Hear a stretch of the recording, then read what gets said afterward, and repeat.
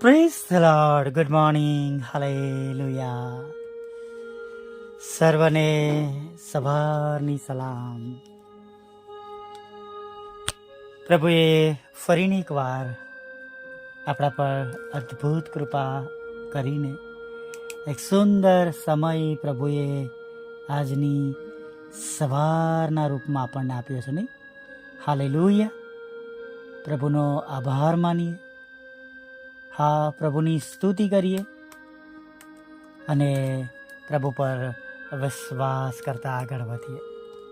Hallelujah.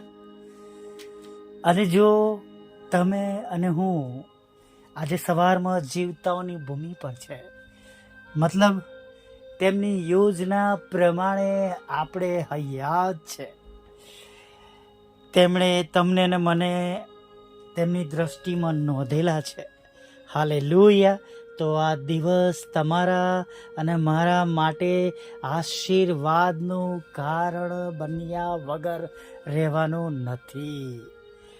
Hallelujah. Praise the lord.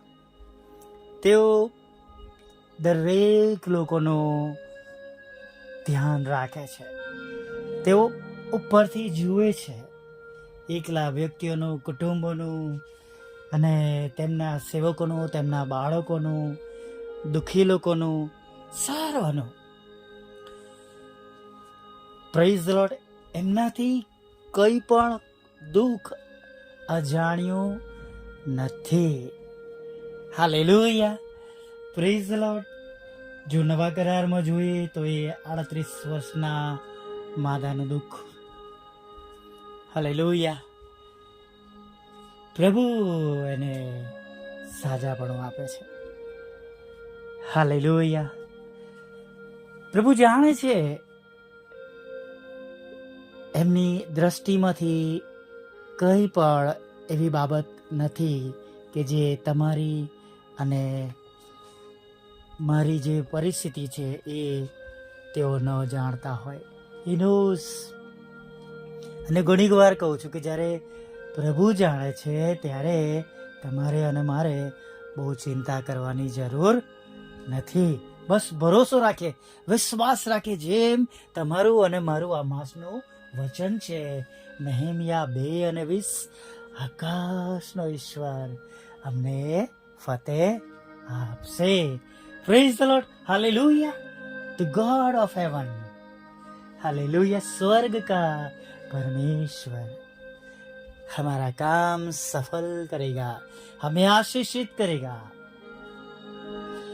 આપણને આશીર્વાદિત કરશે. Praise the lord. તમે જુઓ, ઘણી બધી વખત આપણે એલિયા પ્રબોધકની વાત કરીએ છીએ ને કે કાગડાઓ દ્વારા ખાવાનું મોકલ્યું. પ્રભુ ચાહતા તો એ નાળું સુકાતું પણ નહીં. એ જગ્યા પર એ વર્ષોના વર્ષ રહી શકતા હતા.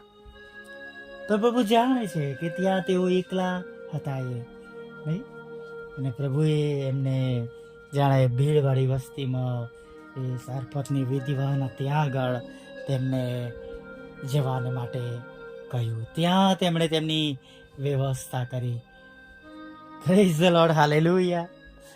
તમે જુઓ, એ સમયમાં કેટલી બધી વિધવા સ્ત્રીઓ હતી, પણ દેવે આ જ વિધવા સ્ત્રીને પસંદ કરી. Praise the lord. એક એવું ઘર કે જે ખાલી હતું. તમે વાંચશો તો ત્યાં તમને વાંચવા મળે છે કે વિધવા સ્ત્રી કહે છે કે તમારા દેવ યહોવાના સમ, કે મારી પાસે બસ માટલીમાં થોડો મેંદો છે અને કુંડીમાં થોડું તેલ છે કે અમે બનાવી ખાઈએ ને પછી મરી જઈએ. હાલેલુયા. પ્રભુ એવી જગ્યા પર ભરણું પોષણ પ્રભુ આપે છે નહીં? બહુ વિચારવા જેવી બાબત છે નહીં? અને ઘણીવાર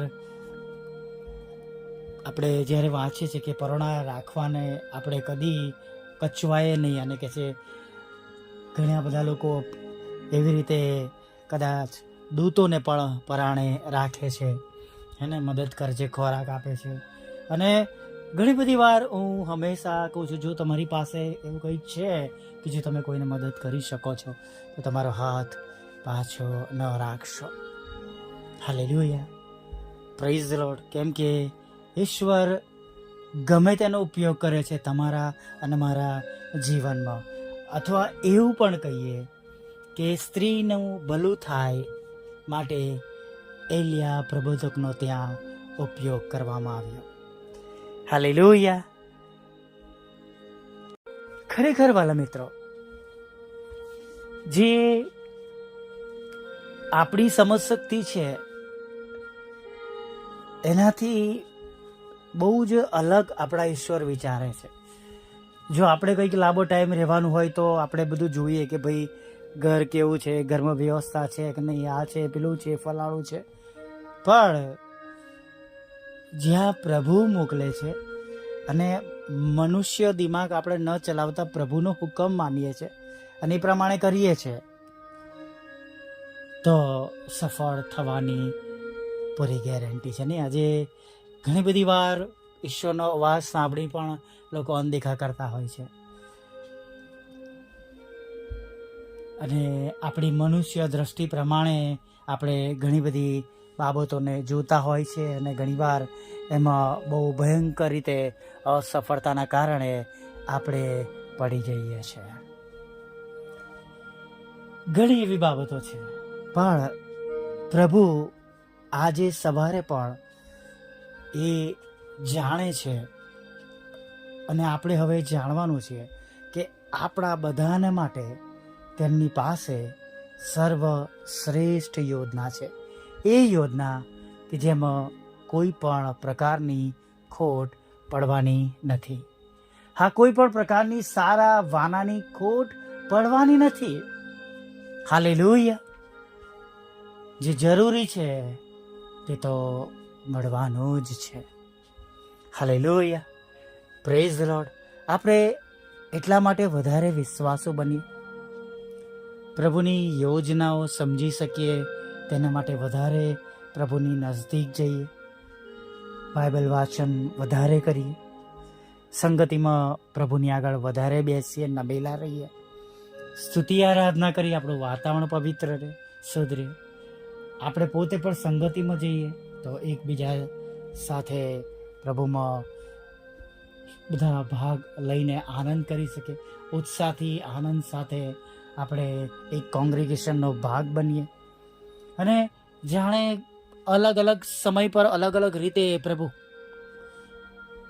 આપણો ઉપયોગ કરે, આપણને સમજાવે, શીખવાડે, આપણને રસ્તો દેખાડે અને આપણે હિંમતવાન બનીએ, આપણે બળવાન બનીએ અને ઘણી બધી બાબતો આપણે જોઈ શકીએ.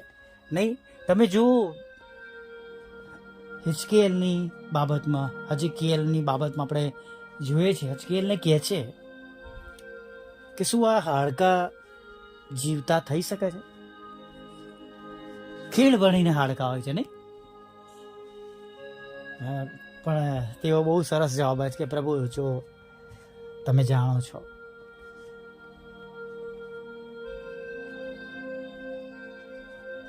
હારૂનની એ સુકાયેલી લાકડીમાં ફૂલ લાગ્યા, નહીં? તો તમે અને હું તો તેમના વાલા પુત્ર ઈસુના લોહીમાં ખરદાયેલા છે.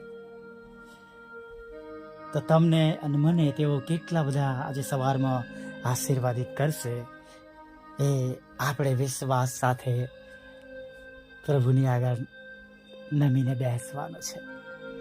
Hallelujah, praise the lord.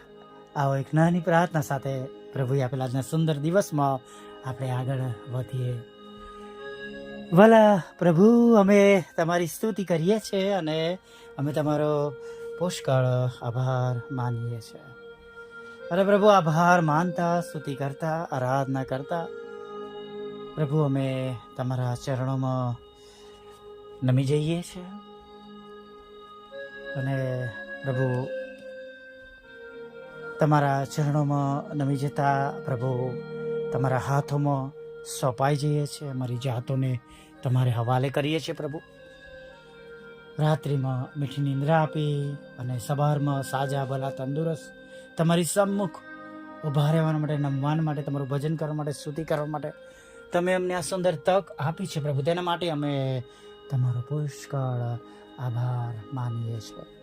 અરે પ્રભુ, આભાર માનતા, સ્તુતિ કરતા, આરાધના કરતા પ્રભુ અમે ધન્યવાદના અર્પણો ચડાવીએ છીએ. હા, પ્રભુઓના પ્રભુ અને રાજાઓના રાજા, થેન્ક યુ કહીએ છીએ પ્રભુ. તમને થેન્ક યુ કહે છે અને થેન્ક યુ કહે છે પ્રભુ. ખરેખર પ્રભુ, આ સમયને માટે અમે તમારો આભાર માનીએ છીએ, તમારી સ્તુતિ કરીએ છીએ.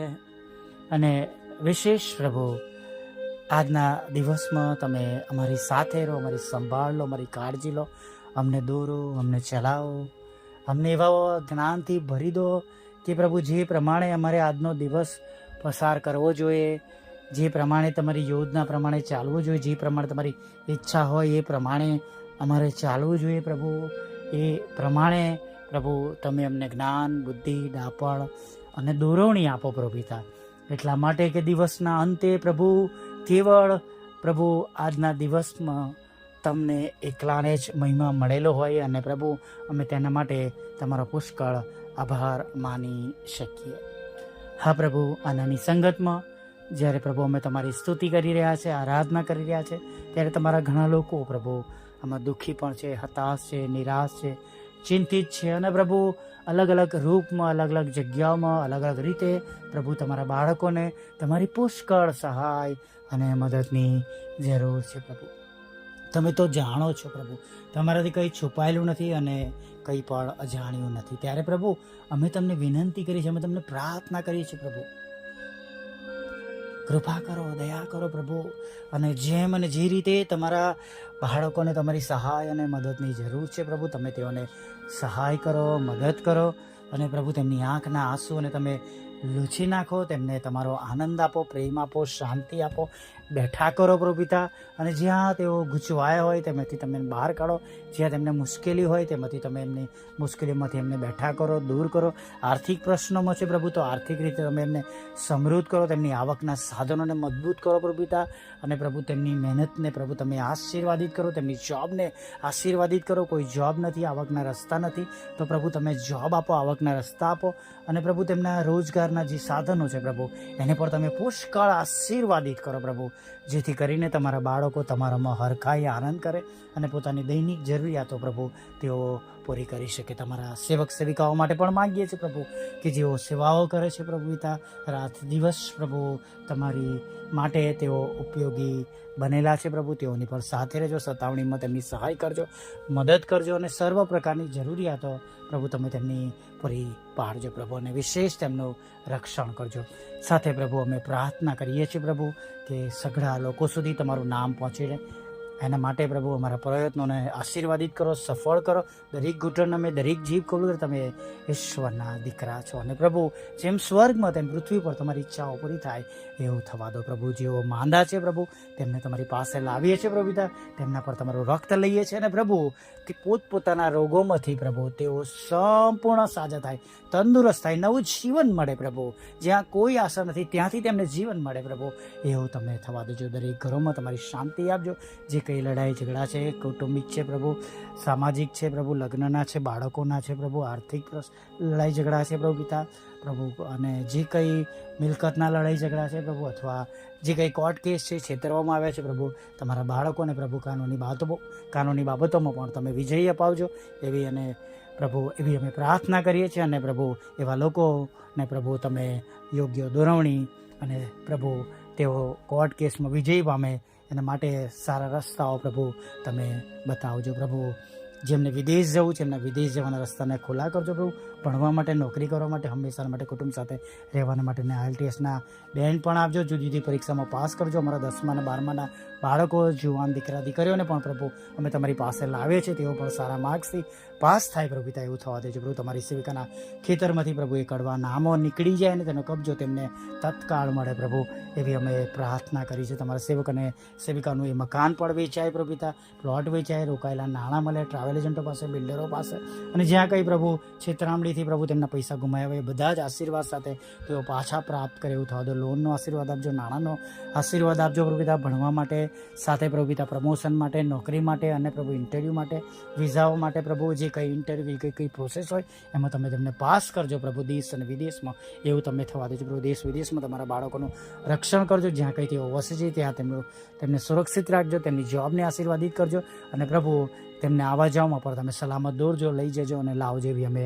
પ્રાર્થના કરી છે. વિધુરો, વિધવા બહેનો, અનાથો, મંદબુદ્ધ લોકો, માનસિક રોગીઓ અને વિકલાંગોની પણ તમે સાથે રહેજો પ્રભુ. મારી છેલ્લી બાબત જે માંગી છે બાપ, એ અશક્ય છે પણ તમે કહ્યું જેમ સારાને એમ વિશ્વાસ કરી છે એ બાબતને પ્રભુ તમે પૂરી પાડો અને પ્રભુ મોકલો એવી અમે પ્રાર્થના કરી છે. અમારા માટે તમે સ્ત્રોત બનો પ્રભુ પિતા, અને પરમેશ્વર જે કંઈ ગુમાવ્યું છે પ્રભુ એને પાછો આપો. અમારી ભૂલો ના લીધે હોય અમને માફ કરો પ્રભુ પિતા. બંધ રસ્તાને ખુલ્લા કરો અને નવી નવી રીતે પ્રભુ સેવાના માધ્યમો આપો પ્રભુ. અને પ્રભુ માધ્યમો દ્વારા પ્રભુ અમે ઘણા આત્માઓ જીતી શકીએ એવું તમે થવા દેજો. પાપોની ક્ષમા કરજો અને પ્રભુ ફરીવાર સાંજે તમારું ભજન કરો તેડી લાવજો એવું માગતા પ્રભુ ઈસુ ખ્રિસ્તના પવિત્ર નામમાં, પ્રભુ ઈસુ ખ્રિસ્તના પવિત્ર નામમાં આટલું સાંભળો દેવ બાપ માન્ય કરજો. આમીન, આમીન, આમીન.